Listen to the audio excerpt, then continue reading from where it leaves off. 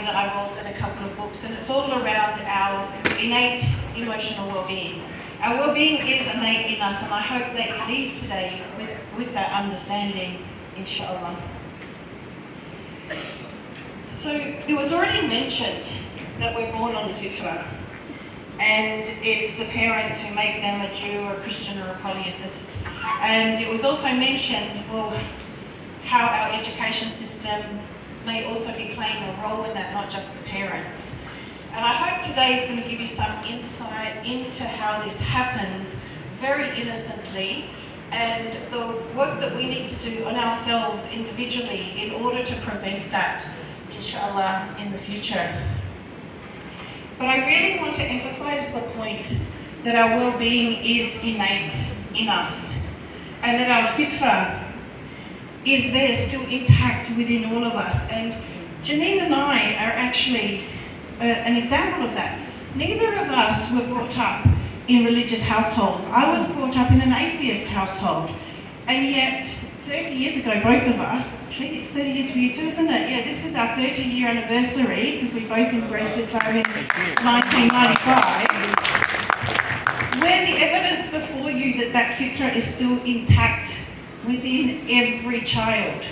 And it's really, really important that we come from that perspective, that that child that looks broken, that's misbehaving, that's giving us a hard time, they're not broken.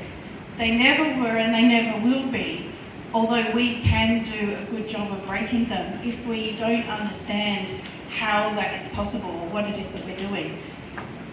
And it's all very possible to bring children and adults back to their fitrah, and that's why we call it back to the fitrah.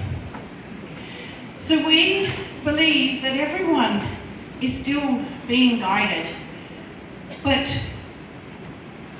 that guidance gets covered.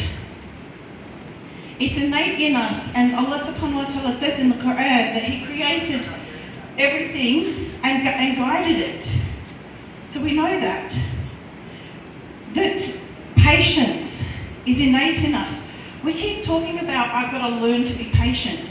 We were born patient. Just look at little kids and how patient they are. When they're trying to walk, they get up, they fall down, they get up, they fall down. They keep persisting until they get it. We learn to become impatient. We need to unlearn impatience, not learn to be patient. We already are innately impatient inside. Our resilience is also innate within us. And it just gets covered by the way we are understanding our experiences. And happiness. Allah subhanahu wa ta'ala says that in the remembrance of Allah, the hearts find rest. That's where true happiness lies. And that He says that He is sufficient for us and He is our protector. It's when we disconnect from that we lose our sense of happiness.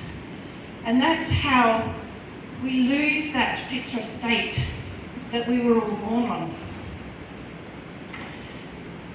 So we love to use props and metaphors back to the fitrah. I'm not quite sure how I'm going to juggle this. Maybe you can hold my light.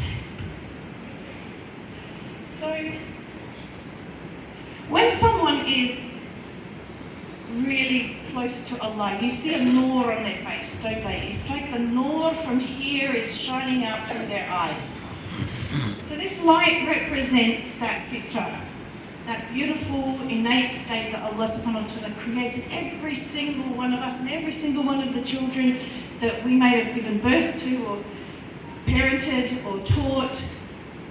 But then, innocently, we start to cover that fitrah. For instance,